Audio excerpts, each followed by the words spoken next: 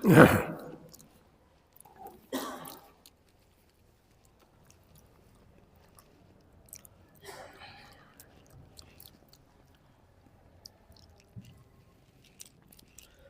للہ وسلام علی عباده الذین اصطفى اما بعد فاعوذ باللہ من الشیطان الرجیم بسم اللہ الرحمن الرحیم ولا تتبعوا خطوات الشیطان انہ لکم عدو مبین۔ قرآن پاک کی اس آیت میں اللہ رب العزت ہم ایمان والے بندوں کو یہ فرما رہے ہیں کہ تم شیطان کی باتوں پر مت چلو۔ شیطان جو تمہارے دل میں باتیں ڈالے ان باتوں کے اوپر مت چلو، اس لیے کہ شیطان تمہارا کھلا ہوا دشمن ہے، اس کی دشمنی چھپی ہوئی نہیں ہے، کھلی ہوئی ہے۔ انہ لکم عدو مبین۔ اللہ تعالیٰ خالق ہے، شیطان کو بھی اللہ تعالیٰ نے پیدا کیا اور انسانوں کو بھی اللہ تعالیٰ نے پیدا کیا ہے۔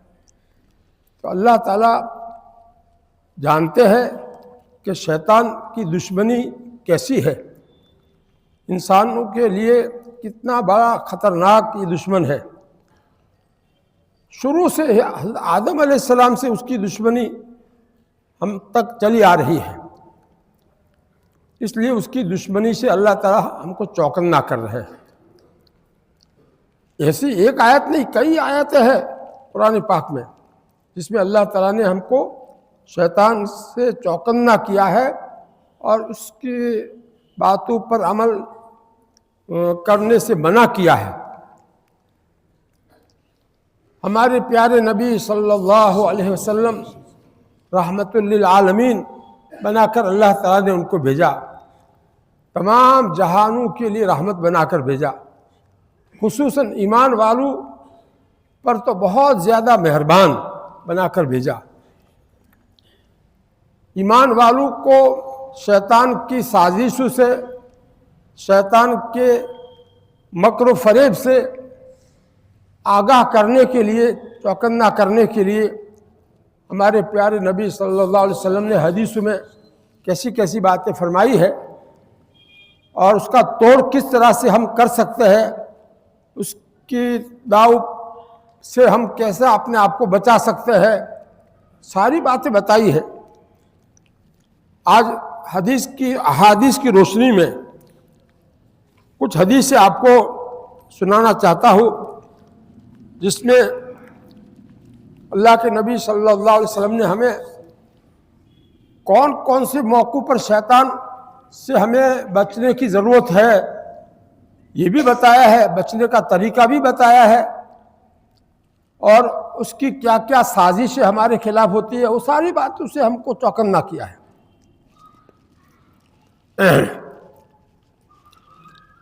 آدمی کو جب غصہ چڑھتا ہے تو ہم یہ سمجھتے کہ غصہ من آئی جو نہیں، یہ غصہ کیوں آیا ہے؟ اندر شیطان نے تم کو یہ غصہ دلایا ہے، شیطان کی کارروائی ہے۔ یہ کون کہہ رہے ہیں؟ ہمارے نبی صلی اللہ علیہ وسلم فرماتے ہیں غصہ شیطانی اثر ہے، یہ حدیث پاک ہے۔ غصہ نکالنا یہ کس کا اثر ہے؟ شیطان کا اثر ہے، اور شیطان آگ سے پیدا کیا گیا ہے۔ شیطان جناتوں میں سے ہے، جناتوں کو اللہ تعالیٰ نے آگ سے پیدا کیا ہے، اور آگ کو پانی سے بجھایا جاتا ہے۔ آگ کو بجھانا ہو تو پانی اس پر ڈالو تو آگ بجھ جائے گی۔ اس لیے جب تم میں سے کسی کو غصہ آوے تو اس کو چاہیے کہ وضو کر لے۔ وضو میں پانی اعضاء کے اوپر عبادت کے طور پر ہم ڈالیں گے تو اندر جو آگ لگی ہوئی ہے شیطانی غصے کی آگ، وہ ٹھنڈی ہو جائے گی۔ یہ حدیث بخاری شریف میں بھی ہے اور ابو داؤد شریف میں بھی ہے، مسلم شریف میں بھی ہے۔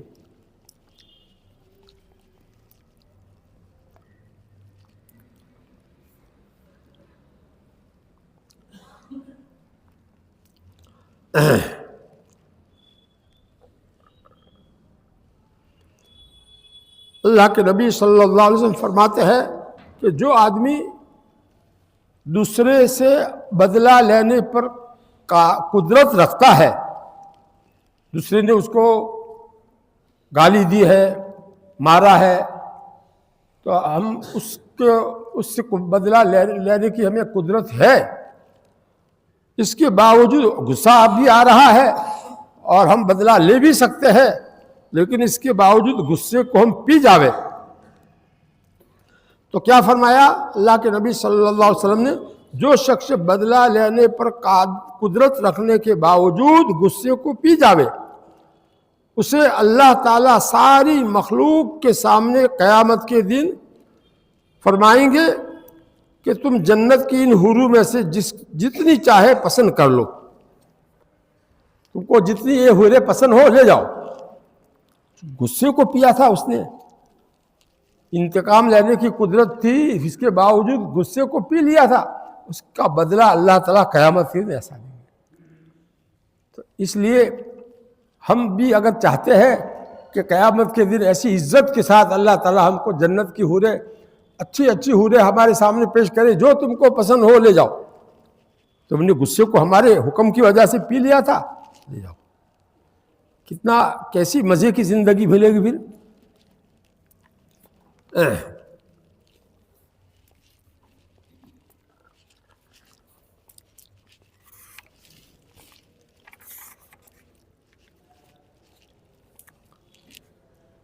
خاموشی شیطان کو دور بھگاتی ہے۔ دیکھو، شیطان کے حربوں سے بچنے کے لیے آدمی خاموش رہے، زیادہ نہ بولے، ضرورت ہو اتنا بولے، جہاں ضرورت ہو جتنا بولنے کی اتنا ہی بولے، تو کیا ہوگا؟ شیطان بھاگ جائے گا اس کے پاس۔ کیا ہونا تو چیوی ریتی جو ہے ارے لاؤ قابو تو بولتا پھر بولے تو کوک جو ہے جھگڑو تھا لوگوں راتی کوک منہ آگے ادھارو کروں۔ حضرت ابو ذر رضی اللہ عنہ کہتے ہیں کہ ایک دن میں رسول اللہ صلی اللہ علیہ وسلم کی خدمت میں حاضر ہوا، پھر حضرت ابو ذر رضی اللہ عنہ نے بیان کیا کہ میں نے عرض کیا، یا رسول اللہ مجھ کو کوئی نصیحت فرمائیے۔ ان نصیحتوں میں سے ایک نصیحت یہ ہے فرمائی کہ زیادہ لمبی دیر تک آپ خاموش رہا کرو، اس کو اپنے اوپر لازم کر لو، اپنی عادت بنا لو، زیادہ دیر تک خاموش رہنے کی عادت بنا لو، کیونکہ خاموشی شیطان کو دور بھگاتی ہے۔ ہمارے نبی صلی اللہ علیہ وسلم اس کا فائدہ بتا رہے ہیں۔ خاموشی کیا ہے؟ شیطان کو دور بھگاتی ہے، اور دینی کاموں میں تمہاری مددگار ہوتی ہے۔ خاموشی سے دینی کام تم زیادہ کر سکو گے، اور زیادہ بولنے میں رہو گے، باتوں میں رہو گے تو اس میں کتنا سارا وقت چلا جائے گا، کیا کام کر سکو گے دین کا، دنیا کا۔ یعنی خاموشی پر ہمیشگی اختیار کرنے کی وجہ سے تمہیں اللہ کی نعمتوں میں غور و فکر کرنے کا زیادہ سے زیادہ موقع ملے گا۔ اس کے علاوہ خاموشی کا سب سے بڑا فائدہ یہ ہے کہ اس کے ذریعے تم اپنے آپ کو شیطان کی فتنہ خیزیوں سے محفوظ رکھ سکو گے۔ شیطان اپنے جو فتنوں نہ اندر نوکھے سے یہ بولوانا کام تھی نوکھے سے، تو بولے جو مانس تو انہیں سو فتنم نوکھ سے، تو شیطان کے شر سے بچنے کا ذریعہ کیا ہوا؟ بغیر ضرورت کے نہ بولنا، ضرورت ہو اتنی ہی بات کر کے خاموش ہو جانا، چاہے اپنے گھر والوں کے ساتھ ہو، اپنے پڑوسیوں کے ساتھ، اپنے دوستوں کے ساتھ، یا جس کے ساتھ بھی ہو، ضرورت ہو اتنا ہی بولے آدمی۔ ایسی عادت بنانی پڑتی ہے، مزاج بنانا پڑتا ہے، سوچنا پڑتا ہے کہ ضرورت کی بات سے کہ نہیں، بات نہ کروں تو چالے کہ نہ چالے، اور بات نہ کروا دی مارو سو نقصان تھا ہے، دین نو دنیا نو سو نقصان تھا ہے۔ ایسا سوچنے سے سمجھ میں آئے گا کہ بات کوئی ضروری تو سے سو کا کروا بات خاموش رہے، اتنے بار دن جو ہے اللہ اللہ کرے، تسبیح پڑھے۔ ایسا اپنے بارے میں اپنی ذات کو جو ہے پابند کرنا پڑتا ہے، سوچ کر کے بولنے پر پابندی لگانی پڑتی ہے۔ یہ بہت اونچی عبادت ہے، خاموشی بہت بڑی عبادت ہے، شیطان سے بچنے کا بہت بڑا ذریعہ ہے، فتنوں سے بچنے کا بہت بڑا ذریعہ ہے۔ اور بولنے سے پھر آپس میں دل ٹوٹتے ہیں، جھگڑے ہوتے ہیں، تو کیا کیا جو ہے اس میں گناہ ہو جاتے ہیں، بولنے میں زبان سے گناہ بہت ہو جاتے ہیں۔ تو ان سب گناہوں سے بچاؤ کب ہوگا؟ زیادہ تر خاموش رہو۔ دوسری یہ کہ خاموشی تمہاری دینی اور اخروی بھلائی اور سعادت مندی کا ضامن بھی ہے، یعنی تمہاری آخرت بھی بنے گی اس سے، خاموش رہنے سے۔ گناہ نہیں ہوں گے تو کیا آخرت نہیں بنے گی؟ کیونکہ جب وہ تمہیں زبان کی آفتوں سے محفوظ اور سلامت رکھ کر تمہارے دل کو خدا کی طرف متوجہ رکھے گی تو یہ چیز ذکر خفی کے سبب سے تمہارے حق میں علوم و معارف اور نورانیت قلب کے حصول کا سبب بنے گی۔ اللہ تعالیٰ کی طرف سے دل میں بہت سے معرفت کی باتیں، اللہ کو پہچاننے کی باتیں، اللہ کی مخلوقات میں غور کر کے، اللہ تعالیٰ کی نعمتوں میں غور کر کے آدمی اللہ تعالیٰ سے محبت کرنے والا بن جائے گا۔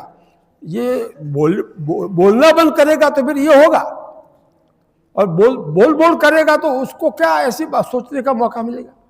اس لیے حضرت جلال آبادی ہمارے جو پہلے شیخ تھے، ان کے وہاں میں اپنی اصلاح کے لیے پہلے سال جب گیا پہلی مرتبہ، تو حضرت نے یہ کہا کہ اپنی اصلاح کے لیے اگر تم آئے ہو، میں نے کہا کہ میں حضرت اپنی اصلاح کے لیے پورا مہینہ آپ کے ہاں رمضان کا گزارنے کے لیے آیا ہوں۔ تو کہا کہ اگر اپنی اصلاح کے لیے آئے ہو تو کسی سے بولو مت، بات چیت کسی سے مت کرو، اللہ سے بات چیت کرو، باقی اپنے ساتھی کمرے کے ساتھی سے یا اپنا تمہارا گجرات کا پالنپور کا کوئی یہاں پر ہو راستے میں ملے تو اس کے ساتھ کھڑے ہو کر باتیں مت کرو، زیادہ چپ رہو۔ یہ حضرت کی اتنی زوردار شرط تھی ہمارے لیے کہ میں نے پوچھا اس کے کہ حضرت دو آدمی باتیں کر رہے ہو اور ایک آدمی شریعت کے خلاف بات کر رہا ہو، اس وقت بھی میں نہ بولوں؟ اس وقت بھی مت بولو۔ پھر کہا کہ حضرت حوالہ ہے حضرت تھانوی رحمۃ اللہ علیہ، ان کے شیخ، وہ فرماتے تھے بعض کا بول ہوتا ہے۔ تو میں بول سے بلا دیا گیند سمجھا، تو حضرت سمجھ گئے کہ یہ اس کے دماغ میں بول کا مطلب جو ہے نا گیند ہے۔ تو حضرت نے پھر ارے کچھ عربی پڑھا بھی ہے؟ میں نے کہا حضرت دیوبند سے فارغ ہوں۔ ہاں، تو ہمارے حضرت والا یوں فرماتے تھے بعض کا بول ہوتا ہے، تو یہ ایسا نہیں کہا، ایسا اشارہ نہیں کیا، بلکہ بول ہوتا ہے، ایسا انداز سے میں سمجھ گیا کہ یہ بول عربی ہے۔ عربی میں بول کہتے ہیں پیشاب کو۔ تو بعض کی باتیں چاہے وہ ظاہر میں اچھی ہو، کسی کو غلط بات جو کہہ رہا ہے شریعت کے خلاف اس کو روکنے کے لیے ہو، لیکن ابھی خود کی اس کی اصلاح نہیں ہوئی ہے تو وہ بولے بات کرے گا اس کو، تو اس کے اندر جو ہے تکبر بھرا ہوا ہوگا اور اس کا انداز صحیح نہیں ہوگا، تو سامنے والے کو اس بات سے گھن آئے گی جس کی بنا پر وہ اس سے کوئی اثر نہیں لے گا، اس پر عمل نہیں کرے گا اور ضد میں آ جائے گا۔ تو یہ پیشاب سے آدمی کو گھن ہوتی ہے کہ نہیں؟ تو ایسا جو ہے نا وہ آدمی متنفر ہو جائے گا۔ جب تک خود اپنی اصلاح نہ ہو، اللہ کا ڈر تقوی دل میں نہ ہو، وہاں تک کسی کو نصیحت کرنے کی تم کو اجازت نہیں ہے۔ بت بولو، ابھی پہلے اپنی اصلاح کرو، اپنا دل بناؤ، اپنا تعلق اللہ تعالیٰ سے پہلے صحیح کر لو، اس کے بعد پھر بولنے کی اجازت ہوگی، نصیحت کرنے کی اور بولنے کی اجازت پھر ملے گی۔ یہ جو اجازت بزرگ لوگ جو اجازت دیتے ہیں اپنے مریدوں کو، کائے کی اجازت دیتے ہیں؟ پہلے اجازت دیتے ہیں کہ اب تم دین کی بات کر سکتے ہو، اس سے پہلے دین کی بات کرنے کی بھی اجازت نہیں تھی۔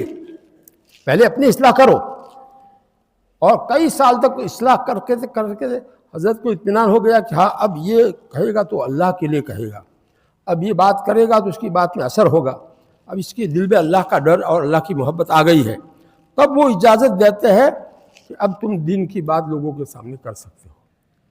اس کو کہتے ہیں مجاز صحبت، کہ تمہاری صحبت میں کوئی آدمی بیٹھے گا تو اس کو فائدہ ہوگا، تمہاری باتوں سے اس کو فائدہ ہوگا، لہذا تم مجلس کر سکتے ہو۔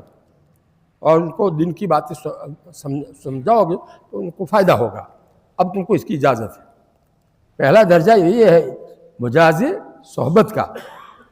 اور پھر اس کے بعد جب دیکھتے ہیں کہ اب تو اس قابل ہو گیا ہے کہ یہ آدمی کو بیعت کرنے کی اجازت دی جاوے, یہ دوسروں کی اصلاح کر سکتا ہے, یہ دوسروں کو اللہ کے راستے پر ڈال سکتا ہے.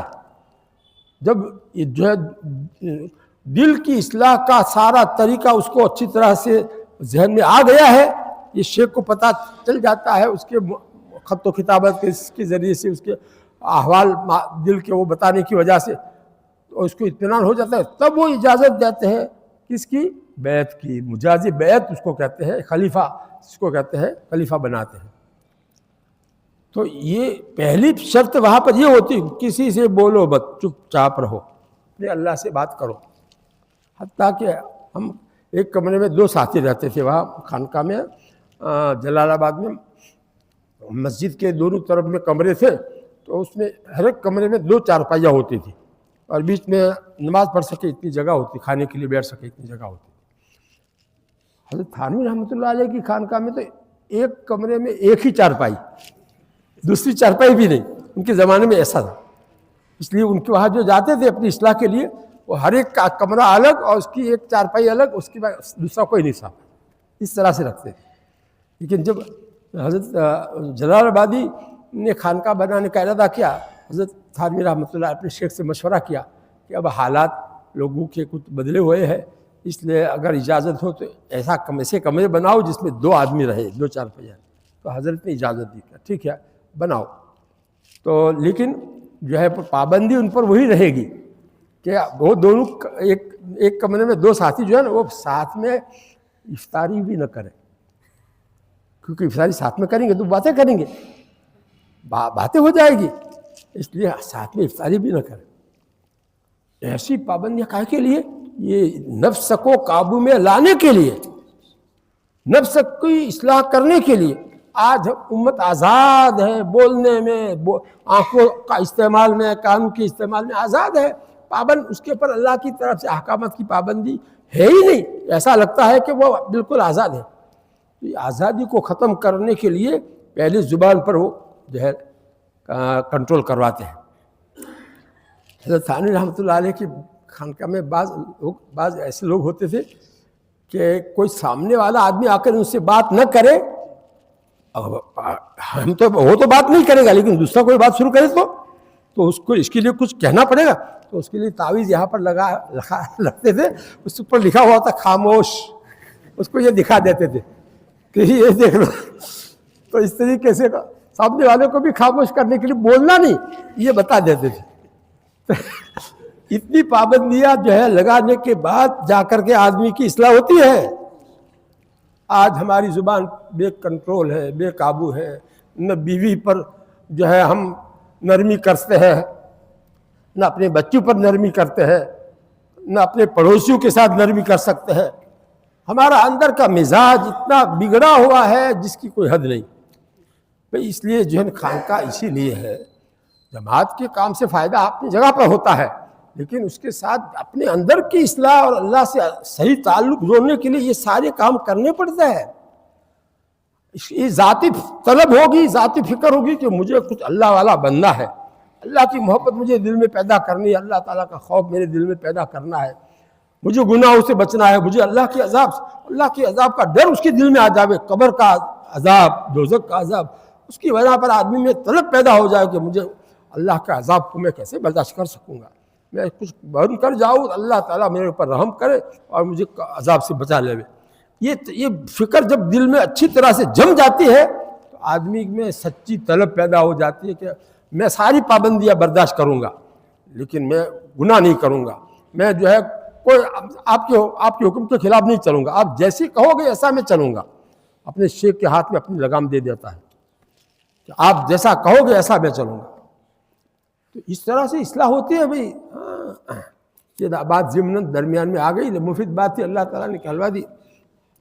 خاموشی کے اوپر ساری بات چل رہی تھی. خاموشی کیا ہے؟ شیطان کو دور بھگاتی ہے. یہ معمولی بات نہیں ہے. شیطان ہمارا بہت بڑا ازلی دشمن, اس کو دور بھگا دے گئے تو کتنا بڑا فائدہ ہوا. کس کی وجہ سے؟ خاموش رہنے سے. اور یہ بات کون کہہ رہے ہیں؟ ہمارے نبی صلی اللہ علیہ وسلم کہہ رہے ہیں. کوئی معمولی آدمی نہیں، کوئی بزرگ نہیں کہہ رہے، کوئی مولانا یا علامہ نہیں کہہ رہے. ہمارے نبی صلی اللہ علیہ وسلم اللہ کے طرف سے پیغام پہنچانے والے، اللہ کا پیغام پہنچانے والے، اور ہمیں کبھی بھی جو ہے باتوں میں مبالغہ بھی نہیں کیا ہے. ودھارو کرین بات کروی یہ بھی جھوٹ سے، یہ وہ بھی نہیں کریو. ہمیشہ سچ بولنے والے اور جو ہے امت کی خیر خواہ بنا کر اللہ تعالیٰ نے رحمت للعالمین بنا کر بھیجا، وہ یہ بات بتا رہے ہیں. ان کی بات بہت اونچی، اللہ کی بات جیسے اونچی ہے اور اس کے رسول کی بات بھی بہت اونچی ہے. اس لیے اس کو بہت اونچی بات سمجھو، اس کو سرسری مت سمجھو. ہم لوگ اس کو سرسری سمجھ لیتے ہیں. عالم ہوتی ہے تو پوری توجہ سے دل میں بات اتارنے کی کوشش نہیں کرتے. ادب کے ساتھ بیٹھنا چاہیے تعلیم میں، اور توجہ سے، پوری توجہ سے سننا چاہیے، اور اندر اتارنے کی نیت سے، عمل کی نیت سے سننا چاہیے، چاہے تعلیم کرنے والا معمولی آدمی ہو. بہرحال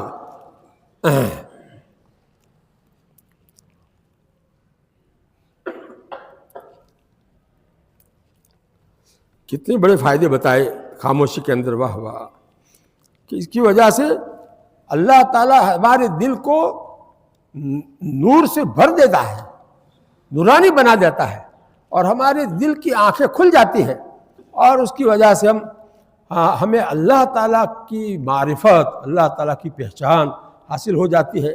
اور اللہ تعالیٰ ایسی ایسی باتیں، علوم کی معرفت کی دل میں ڈالتے ہیں جو دوسروں کے دلوں میں ایسی باتیں اللہ تعالیٰ نہیں ڈالتے ہیں. یہ کس کی وجہ سے؟ خاموشی کی وجہ سے. اس کو دوبارہ پڑھتا ہوں. دوسری یہ کہ خاموشی تمہاری دینی اور اخروی بھلائی کا ضامن بھی ہے، یعنی اس سے تم کو آخرت میں بھلائی ملے گی، نہ کامیابی ملے گی. کیونکہ جب وہ تمہیں زبان کی آفتوں سے محفوظ رکھ کر، زبان کی برائیوں سے، گناہوں سے محفوظ رکھ کر تمہارے دل کو خدا کی طرف متوجہ رکھے گی. اب جب جو ہے زبان بند رہے گی تو کیا ہوگا؟ دل چلے گا، اور دل اللہ کی طرف متوجہ رہے گا. تو یہ چیز کیا ہے؟ ذکر خفی کہلاتی ہے. ایک ہے ذکر جہری، آواز کے ساتھ ذکر کرنا، اور ایک ہے دل میں اللہ تعالیٰ کی نعمتوں کو سوچنا. یہ ذکر خفی ہے. اس کی وجہ سے تمہارے حق میں اللہ تعالیٰ علوم اور معارف اور نورانیت دل میں بھر دیں گے، جس کی وجہ سے تمہارا دل جو ہے حق بات کو اور صحیح راستے کو پہچاننے والا بن جائے گا، حق اور غلط میں فرق کرنے والا بن جائے گا. اور شیطان کو اولاد آدم پر جس راستے سے سب سے زیادہ کامیابی ملتی ہے وہ زبان ہے. شیطان کو کون سے راستے سے کامیابی ملتی ہے؟ زبان کے راستے سے.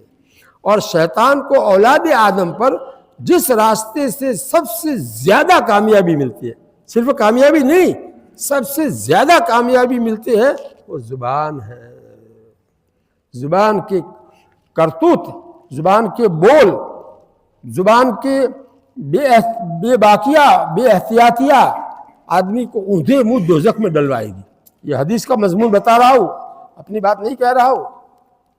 ایک صحابی نے پوچھا، کیا حضرت یہ زبان کے بول پر بھی ہماری پکڑ ہوگی؟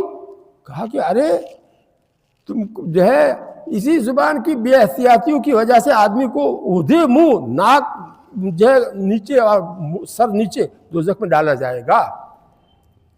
یہ حدیث کا مضمون ہے. آج امت جو ہے کتنی زبان کی بے احتیاطیوں میں مبتلا ہو چکی ہے، ان کو خود کو احساس بھی نہیں ہے. طلاقیں کیوں ہوتی ہے؟ آپس میں جھگڑے کیوں ہوتے ہیں؟ کورٹوں میں کیس کیوں جاتے ہیں؟ ارے سوچو، یہ زبان ہی سب کچھ کراتی ہے. اگر زبان خاموش رہے تو نہ طلاق ہو، اور نہ جو ہے جھگڑے ہو، اور نہ کیس ہو. یہ کیس میں پیسے برباد ہوتے ہیں، اور کیس کے اندر جو ہے وقت ضائع ہوتا ہے، اور نتیجہ کچھ نہیں نکلتا ہے. یہ سب کیوں ہوتا ہے؟ اندر غصہ بھرا ہوا ہے انتقام کا کہ انہوں نے تو دیکھا ہی نہیں، یہ جذبہ اندر غلط. یہ دل کو صحیح کرنا ہے، اللہ کا ڈر، اللہ کا خوف دل میں پیدا کرنے کے لیے یہاں جمع ہوتے ہیں. یہ خانقاہ کی جو ہے ایک مجلس جو ہوتی ہے اور مہینے میں ایک مرتبہ ہوتی ہے، لیکن اس میں یہ چیزیں دل میں اتارنے کے لیے جمع ہوتے ہیں. یہ چیز صرف زبان پر نہ رہے، کانوں میں نہ رہے، اندر دل میں اتر جاوے اور اس کے مطابق ہماری عملی زندگی بن جاوے، اس کے لیے ہوتی ہے.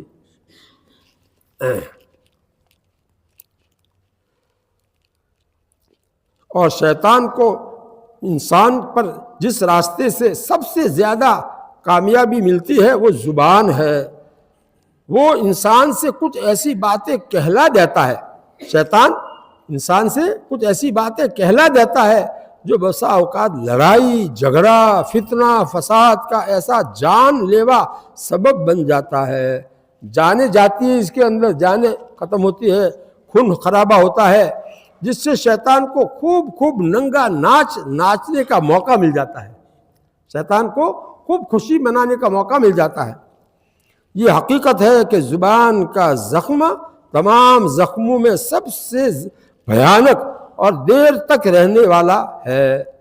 زبان سے کسی کو کا دل زخمی کیا ہم نے، تانا دیا کر کے جو ہے زبان سے کچھ اس کو برا بھلا کہہ کر گالی دے کر، وہ جو ہے جلدی سے نہیں مٹے گا.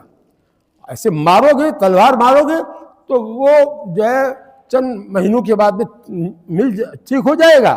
لیکن یہ زبان سے جو زخم دل پر لگے گا وہ زندگی بھر رہے گا. یاد آتا رہے گا کہ اس نے مجھ کو ایسا بولا، ایسا کہا تھا، سب کے سامنے ایسا لاچار کیا تھا اس نے. اس لیے بھائی زبان کو قابو میں کرنا سیکھ لو. اور اس کے لیے ایک مجلس کافی نہیں ہے. ہم جلال آباد میں 18 رمضان پورے ہم نے گزارے ہیں اس کی مشق کرنے کے لیے. پورا کا پورا مہینہ کتنے؟ 18 مہینے یعنی کتنے ہوئے؟ 1.5 سال ہوا. 1.5 سال ہوا نا، 1.5 سال. اس کو ملا دو تو اس طرح سے ہوگا. یعنی عید سے کیا کہتے ہیں، رمضان شروع ہونے سے پہلے وہاں پہنچ جاتے اور عید وہاں کر کے آتے تھے. ابھی گھر پر عید نہیں کی ہم نے. کبھی بیچ میں بھی بقرعید کی چھٹی میں بھی چلے جاتے تھے، کبھی ششمائی کی چھٹی میں چلے جاتے تھے. کبھی ایسا سوچتے کہ اب تو چلہ وہاں لگانا ہے تو 10 دن اور پہلے جاتے، رمضان سے 10 دن پہلے چلے جاتے. تو مسلسل وہاں رہ کر کے اس ماحول میں یہی سکھایا جاتا تھا. اس ماحول میں رہ کر کے اپنی تربیت امام غزالی رحمۃ اللہ علیہ کی کتاب تبلیغ دین، اس کی مطالعہ کر کے اس کو پڑھ کے اس کو اپنی زندگی میں اتارتے تھے اور اپنے حالات لکھتے تھے. کاپیاں بھری ہوئی ہے ہماری، اور اس میں حضرت کو اپنے احوال باطن کے دل کے لکھ کر کے اصلاح کرواتے تھے. جو حضرت اس پر جواب دیتے اس کے اوپر عمل کرتے تھے. اس طرح سے جو ہے بھائی یہ زبان قابو میں آئے گی، آنکھیں قابو میں آئے گی، کان قابو میں آئیں گے. اس کے بغیر ہمارے نہ ہاتھ قابو میں نہ پیر قابو میں. جہاں چاہے چل دیا، جو چاہا ہاتھ سے کسی کو پر ظلم کر دیا، یہ سب کچھ رہے گا. شیطان و نفس ہمارے ساتھ لگے ہوئے ہیں. ان کو زیر کرنا، ان کو قابو میں کرنا آسان نہیں ہے. اس کے لیے یہ کتاب، اس کا نام کیا ہے؟ انسانیت کا سب سے بڑا دشمن. اس کتاب کا نام کیا ہے؟ انسانیت کا سب سے بڑا دشمن یعنی شیطان. اس کا تعارف اس میں کرایا ہے. اس کی پہچاننا ضروری ہے، اس کی شرارتوں کو، اس کے دشمنی کیسی ہوتی ہے اس کو سمجھنا ضروری ہے. قرآن و حدیث کی روشنی میں اس کو سمجھایا ہے. قرآن کی آیتیں اور حدیث سے پیش کر کے اور صحابہ کی باتیں، انبیاء کی باتیں، اس کے بارے میں جو ہے وہ سب لکھ کر کے سمجھایا ہے. پوری کتاب آپ سوچو اتنی کتاب کیسے جو ہے تیار ہوئی ہوگی.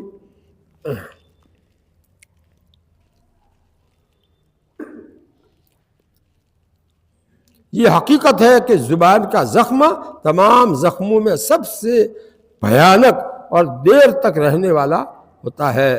شیطان بھی اس بھیانک ہتھیار کے ذریعے اپنے منصوبے پورے کرتا ہے. شیطان اسی جو ہے ہتھیار کے ذریعے یعنی زبان کو استعمال غلط کروا کر کے ہی اپنا جو مقصد ہے وہ پورا کرتا ہے۔ بزرگوں کا یہ قول سونے کی پانی سے لکھنے کے لائق ہے۔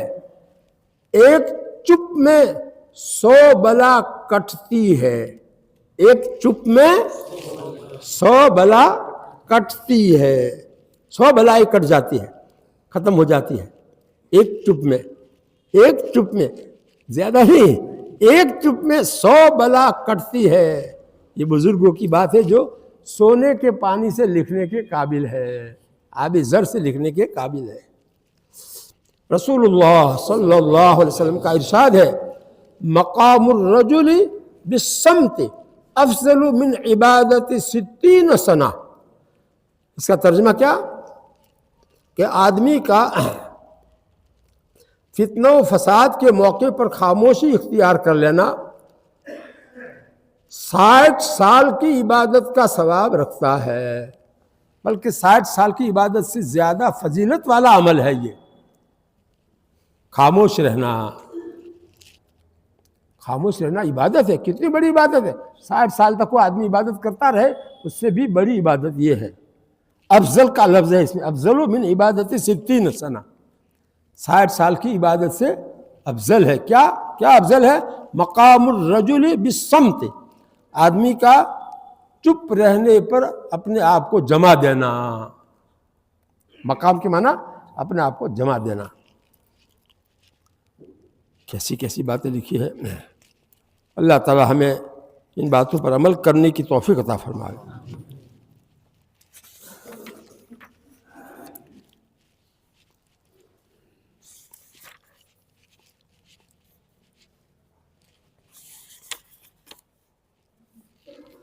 وساوس جو ہم کو آتے ہیں اس کا علاج بھی معلوم کرنا ضروری ہے۔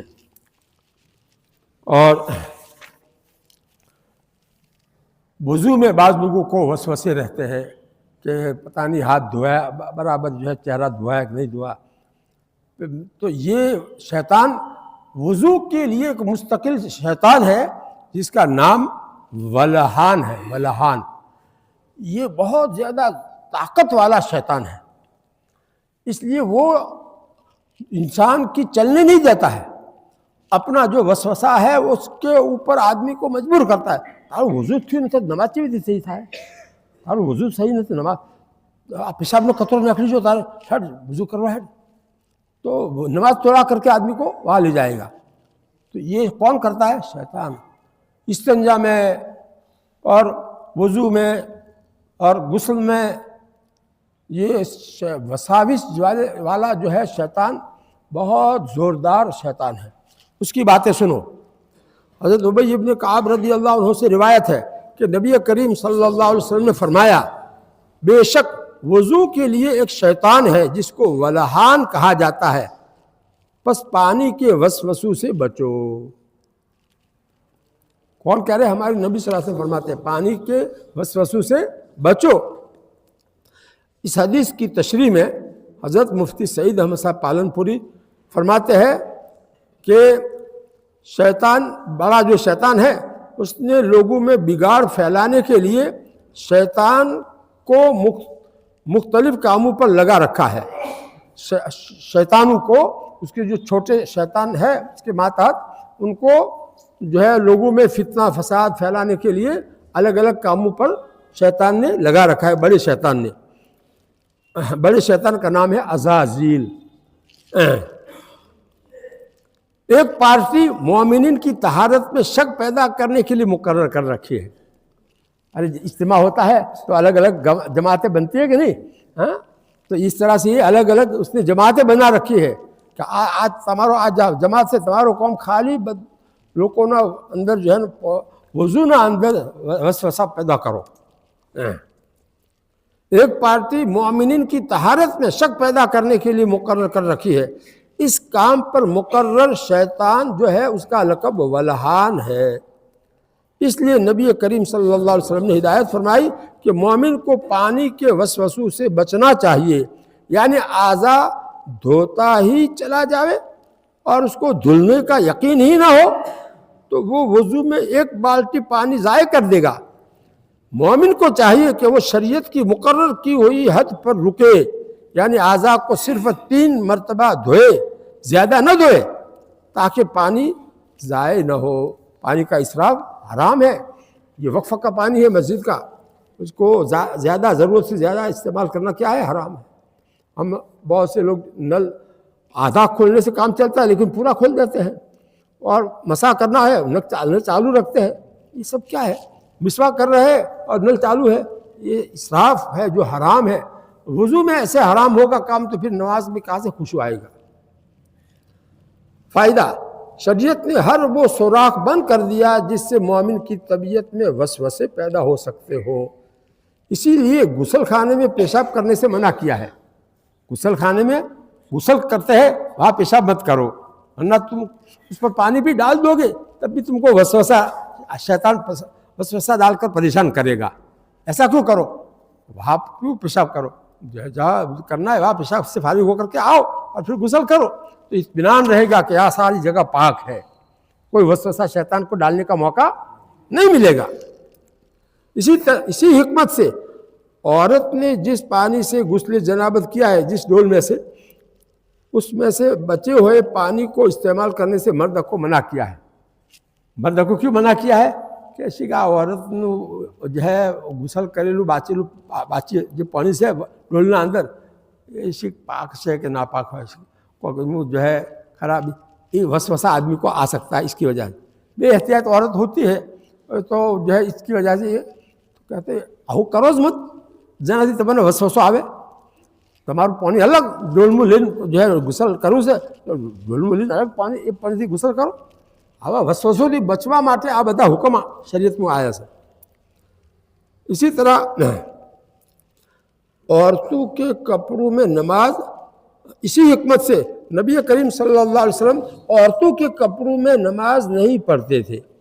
یعنی جو چادر مثلا لنگی جو ہے تہبند جو ہے عورت نے استعمال کی ہو تو اللہ کے نبی صلی اللہ علیہ وسلم اس کو استعمال کر کے نماز نہیں پڑھتے تھے، وہ چاہے سفید ہی ہو، اور جو ہے اس کو جو ہے شک رہے گا کہ جو ہے عورت نے એટલો બધો اہتمام કર્યો છે પાકી યા ન કર્યો، یہ ایسا شک رہے، આવો શકનું પડો જ મત، તમારું અલગ જ રાખો تاکہ جو ہے تم આવો શક થાય જ નહીં۔ تو یہ سب شک کے دروازے بند کیے شریعت نے۔ اور حضرت طاؤس فرمایا کرتے تھے کہ یہ وضو کا جو شیطان ہے وہ تمام شیاطین سے زیادہ طاقتور ہے، تمام شیاطین سے زیادہ طاقتور۔ بعض لوگ بیچارے جو ہے وضو کرنے کے بعد میں پریشان ہوتے ہیں کہ یہاں سے پانی، یہاں میں نے کیا تھا کہ نہیں کیا تھا، یہاں ادھر یہاں سے یہ کچھ نکلا، کیا کچھ عجیب عجیب پریشان ہوتے ہیں، استنجے میں پریشان ہوتے ہیں، نماز چلی جاتی ہے، کیا کیا جو نماز قضا ہو جاتی ہے بازو کی، اس میں رکعتیں جاری جاتی ہے، کیوں ہوتا ہے؟ شیطانی وسوسوں کے پیچھے پڑنے کی وجہ سے، اس کے اوپر عمل کرنے کی وجہ سے۔ کیوں شیطان کی باتوں پر عمل کرتے ہو؟ جو ہے چھوڑو اس کو، اس کی بات کو جو ہے اطمینان کر لو، ہم نے 3 مرتبہ اعضاء کو دھویا ہے تو میرا وضو ہو گیا ہے، 3 مرتبہ اعضاء کو دھو لیا، ہو گیا میرا وضو، اب کیا جو ہے اس میں شک کرنے کا؟ استنجا میں نے اچھی طرح اطمینان سے پیشاب کرنے کے بعد پیشاب کی جو نالی میں سے باہر آتا ہے پیشاب، اس جگہ کو اچھی طرح سے اس میں سے قطرے نکال دیے، اس کو استبراء کہتے ہیں۔ اب جب اطمینان ہو گیا اس کے بعد پانی سے استنجا کر لیا، اب کیا شک کرنے کا؟ اب شک کرنے کا کوئی موقع نہیں۔ اب خواہ مخواہ اندر، ہاں اندر سے بعض مرتبہ آگے کے راستے سے ہوا نکلتی ہے اور آدمی سمجھتا ہے قطرہ نکل گیا، شیطان اس کے دل میں ایسا ڈالتا ہے، ہاں سوٹو نکلی ہو، تو جو ہے اس کی باتوں میں مت آؤ اب۔ اسی لیے وضو کے بعد جو ہے اپنے ازار کا وہ حصہ جہاں جو ہے پیشاب کی جگہ رہتی ہے وہاں پر پانی چھٹکنے کا حکم آیا ہے حدیث میں، پانی چھٹک دو تاکہ وسوسہ آوے کہ سوٹو نکلی جو ہے مو تو سوٹا پاڑا سے سوٹا مہی تو نوشا سے، تو ان کے شیطان نے دور کروانا۔ اللہ کے نبی صلی اللہ علیہ وسلم کو حضرت جبریل نے حکم دیا کہ وضو کرنے کے بعد آپ اس طرح سے پانی ڈال دیا کریں۔ اللہ کے نبی صلی اللہ علیہ وسلم نے اپنی امت کو حکم دیا کہ وضو کرنے کے بعد اس طرح سے پانی ڈال دیا کریں۔ تاکہ شیطان وسوسہ نہ آوے تو کہ جا مہینوں سے پانی جاتا ہوں.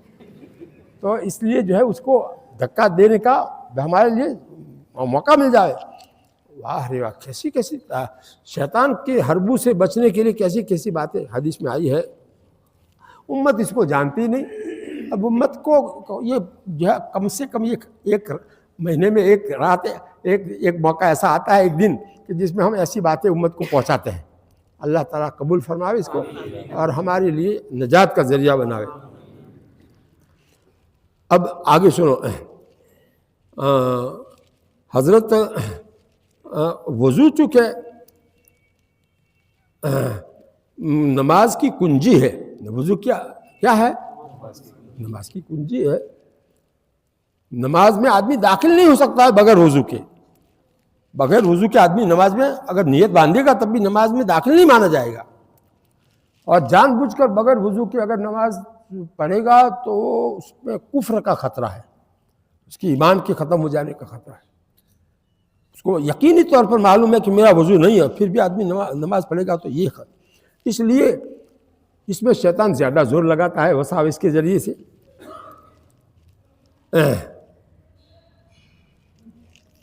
وضو کے ذریعے سے گویا اللہ تعالیٰ کے دربار میں پہنچنے کا ایک دروازہ کھل جاتا ہے ہمارے لیے.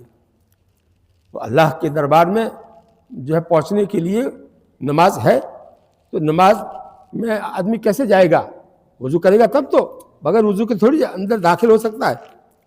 اس لیے ایک شیطان تمام دوسرے کاموں سے فارغ ہو کر کے صرف اس وضو پر حملہ آور ہوتا ہے،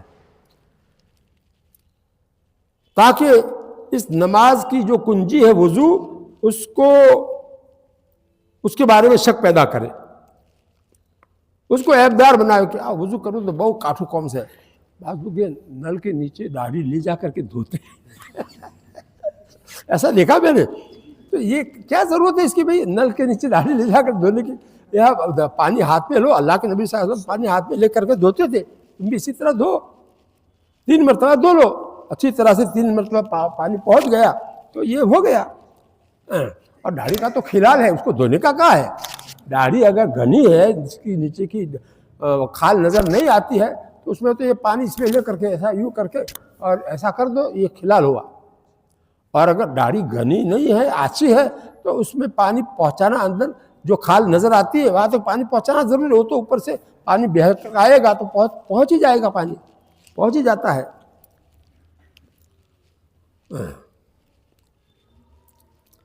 ظاہر ہے کہ نہ تمام وضو اور عیبدار عمل سے یقینی طور پر وہ برکت و رحمت اور نور ہدایت حاصل نہیں کی جا سکتی، یعنی نماز میں داخل نہیں ہو سکتا ہے. درود ہو محمد عربی صلی اللہ علیہ وسلم پر کہ آپ صلی اللہ علیہ وسلم نے ابلیس مردود کی سازش سے مطلع فرما دیا اور واضح کر دیا کہ ولہان نامی یہ شیطان صرف وضو میں وسوسہ ڈالنے کا کام کرتا ہے، اس سے اچھی طرح سے اپنے آپ کو بچاؤ. یہ شیطان کبھی یہ خیال ڈالتا ہے کہ پانی سب جگہ نہیں پہنچا. کبھی یہ وہم ڈالتا ہے کہ پتہ نہیں اعضاء کو 1 دفعہ دھویا ہے یا 2 دفعہ. کبھی پانی کے بارے میں وسوسہ ڈالتا ہے کہ پتہ نہیں پانی پاک بھی ہے یا نہیں. طرح طرح کے ایسے وسوسے ڈالتا ہے. نیز کبھی یہ وہم اور وسوسہ ڈالتا ہے کہ استنجا کے وقت قطرات نہ نکل گئے ہو، استنجا کرنے کے وقت قطرات نہ نکل گئے ہو، ایسا خیال اور وسوسہ ڈالتا ہے. غرض یہ کہ وہ ولہان شیطان جو ہے وہ مختلف طریقوں سے وسوسہ ڈال کر کے پانی کے خرچ میں اسراف کراتا ہے اور اعضاء کو مسنون حد سے زیادہ دھلوانا چاہتا ہے. مسنون جو حد ہے اس سے آگے آدمی کو بڑھا دیتا ہے. تو یہ غلو ہوا، یہ شیطان کی باتوں پر عمل کرنا ہوا. شیطان کی باتوں پر آدمی عمل کرے گا تو کیا ہوگا؟ اللہ تعالیٰ اس سے خوش نہیں ہوں گے. دیکھو ایک بڑے آدمی کا واقعہ لکھا ہے، احمد بن عطا. ان کو وضو کرنے میں یہ پریشانی تھی، شک کی، وسوسے کی، اس لیے ان کو تسلی نہ ہوتی تھی. تو بہت ایک رات بہت پانی بہایا، یہ لیکن تب بھی تسلی نہ ہوئی، تو انہوں نے اللہ تعالیٰ سے کہا اے اللہ میں تیری معافی کا طلبگار ہوں، مجھے معاف کر دیجیے، بہت پانی میں نے بہا دیا۔ تو ایک آواز آئی غیب سے کہ معافی تو علم پر عمل کرنے میں ملے گی، جو تم جانتے ہو اس علم پر عمل کرو گے تو معافی ملے گی، اور تم یہ جانتے ہو کہ وضو میں اسراف کرنا کیا ہے، بہت بڑا گناہ ہے، تو اس پر عمل کرو، وضو میں اسراف جو کیا ہے اس سے بچو گے تو معافی ملے گی۔ تم نے وسوسے، شیطان کے وسوسے کے اندر کی بات مان کر کے پانی زیادہ بہا دیا، تو کیا ہوا؟ یہ تم نے عمل نہیں کیا، اپنے علم پر عمل نہیں کیا، کیسے معافی ملے گی؟ معافی تو علم پر عمل کرنے میں ملے گی، وسوسہ چھوڑو اور علم کے مطابق چلو، وسوسہ چھوڑو اور علم کے مطابق چلو۔ وہ بزرگ کہتے ہیں میں نے ایسا ہی کیا تو میرا وسوسہ دور ہو گیا، پھر وسوسہ نہیں آیا۔ اس کی مخالفت جب تک نہیں کرو گے وہاں تک یہ وسوسہ تمہارا پیچھا نہیں چھوڑے گا، اس کی مخالفت کرنے سے ہی یہ پیچھا چھوڑے گا، اس کی بات مت مانو۔ گمے تو مارے تو تاری بات مان بھی نہیں تاری نماز نہ تھا سو نہ تھاتی چاہ تمہارا ہمدرد بننے آیا سن مارے تو ہم بڑھ وضو کہیں نہ آیا سن وضو نہ اندر جو ہے کوئی شک نہیں تھا، تو خواہ مخواہ آئین میں نے حیران کرا سو کرنا ماری تاری بات نہیں سمجھ میں ایسا کرنے کا۔ بعض علماء کا کہنا ہے کہ اگر وضو میں اس طرح وسوسہ آوے وضو کرتے وقت میں تو لا الہ الا اللہ افضل الذکر ہے، وہ اللہ کا ذکر کرنے سے شیطان بھاگتا ہے، اور یہ افضل الذکر زبان پر جو لاؤ گے شیطان بھاگ جائے گا۔ وسوسہ کس کو آتا ہے؟ ایماندار کو آتا ہے، جو دیندار ہوتے ہیں ان کو ہی وسوسے آتے ہیں۔ شیطان وضو کے راستے سے، استنجا کے راستے سے ان کو وسوسے میں ڈال کر کے جو ہے نماز میں کوئی لطف نہ آوے، مزہ نہ آوے، ایسا بنا دیتا ہے، نماز سے اس کا خیال ہٹ جاوے ایسا بنا دیتا ہے۔ بعضوں کو کفر کا وسوسہ آتا ہے کہ میں نے ایسا کر دیا، میں تو کافر ہو گیا، پتہ نہیں کیا کیا جو ہے وسوسے۔ ہمارے حضرت جلال آبادی نے ایک واقعہ سنایا، حضرت تھانوی رحمۃ اللہ علیہ کے دور کا، ان کے خانقاہ میں حضرت اپنی اصلاح کے لیے ایک شخص آئے ہوئے، وہ لوگوں کے سامنے کیا کہنے لگے، میں شیطان ہو گیا ہوں، اس سے ملے میں شیطان ہو گیا ہوں، جس سے ملے میں شیطان ہو گیا ہوں۔ تو ایسا ان کو دماغ میں بھوسا بھر گیا۔ تو ہمارے حضرت جلال آبادی نے ان کو کہا اچھا تم جب سے شیطان ہوئے تم نماز پڑھتے ہو کہ نہیں؟ کہا نماز تو پڑھتا ہوں، تو شیطان تو سجدہ کرتا ہی نہیں۔